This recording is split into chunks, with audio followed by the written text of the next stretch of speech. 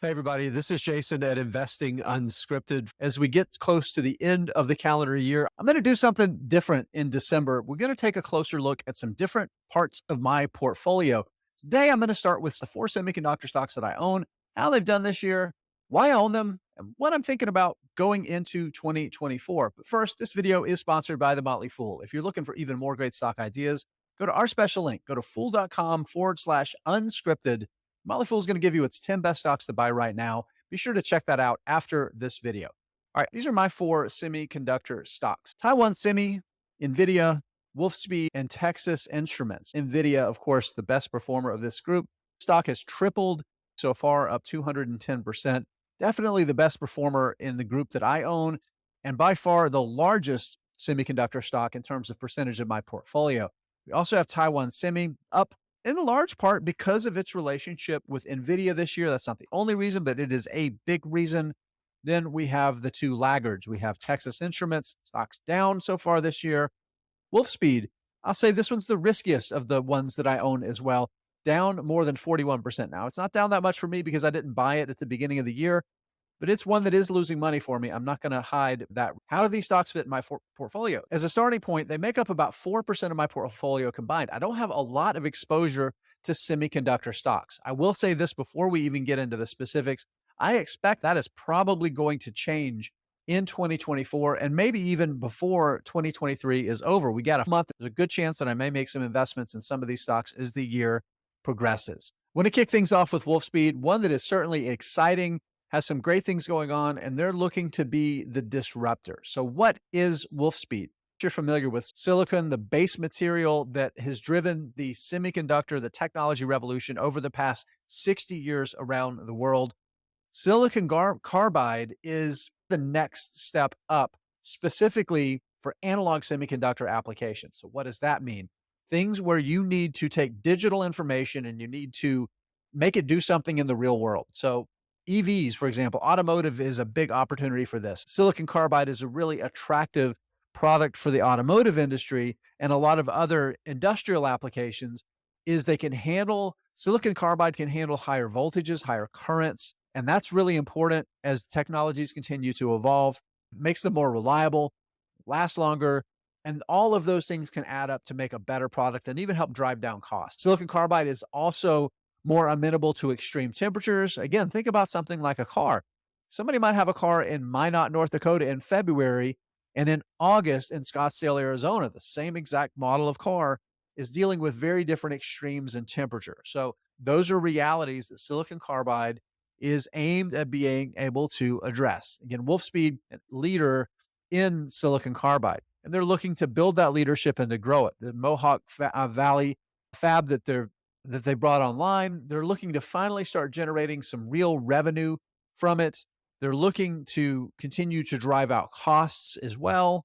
They are largely going to be doing that by adding scale. In other words, they want to drive down unit costs. This is a company that's going to continue to spend more and more money as they bring more manufacturing capacity online, add more manufacturing lines, open up new facilities, grow their customer base, and sell more of their product. The goal is to be free cash flow positive by 2027, operating cash positive by 2025. A lot of cool stuff there, real innovation.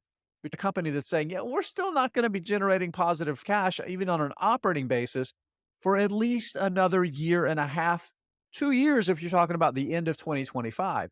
2027 to get to free cash flow positivity. That means that investors have got to be super duper patient with this company. Can it get to it? Hopefully so. The key is going to be execution, discipline on cost, really being thoughtful about how they expand, because even though there is a lot of growth opportunity, highly cyclical industry, customers can pull back on spending on a dime. And if they're pulling back on spending at the same time you're pulling the trigger on expanding, you get a big mismatch with your costs versus your cash flows coming in. Management's got to be super good about how they execute on this growth. This one is really interesting to me. It's my smallest investment. It's one that I'm going to be really thoughtful about how I build out my position. I don't want to build out a position on weakness. I don't want to build out a position because the stock's going down. I want to build out a position because the business is getting stronger. And that might mean paying a higher price. I'm happy to average up if the business is moving closer to delivering cash flow and there's real evidence of the durability of the product. The customers are going to be sticky. I'll be happy to pay a higher price versus a lower price. I'm going to let them earn my money. Now, let's talk about one of my favorite semiconductor stocks, yet is also probably the one that's most exposed to being disrupted by a company like Wolfspeed. You're thinking, why would I want to own a company like Texas Instruments that is at risk of being disrupted and also own the disruptor? Come on, Hall, pick a side. I think it's real simple. And I think number one, and that's the analog semiconductor space, and the market is going to be big enough for multiple winners. So far, Texas Instruments has been the winner. You think about the results that they've delivered over the long term, how they continue to deliver on them in 2022, and then continue to deliver pretty well in 2023, even though the cycle turned and it was a little bit tough. First of all, you look at their goal, 25 to 30% free cash flow generation. That is remarkable. And then what do? They take 100% of that free cash flow, they give it back to investors, they give it back to shareholders, pay the dividend, 40 to 80% of it, and then the rest of it, they buy back shares. They've been really good at that. So they're really good stewards of shareholder capital. And I believe the business is going to prove to be sustainable and durable. So even though we have silicon carbide coming online, starting to become a bigger threat to some of the same markets that Texas Instruments has thrived in and continues to grow in, like automotive, like industrial, I think it's a big enough market for both, particularly when a company like Texas Instruments is doing something to drive out its costs as well and drive up its cost advantages. Specifically, the big thing that's happening right now is the transition from 200 millimeter wafers to 300 millimeter wafers. Here's a nice slide that they give us that talks about how this works out to drive more gross margin, add to its cost advantages. The majority of their production historically has been on a 200 millimeter wafer.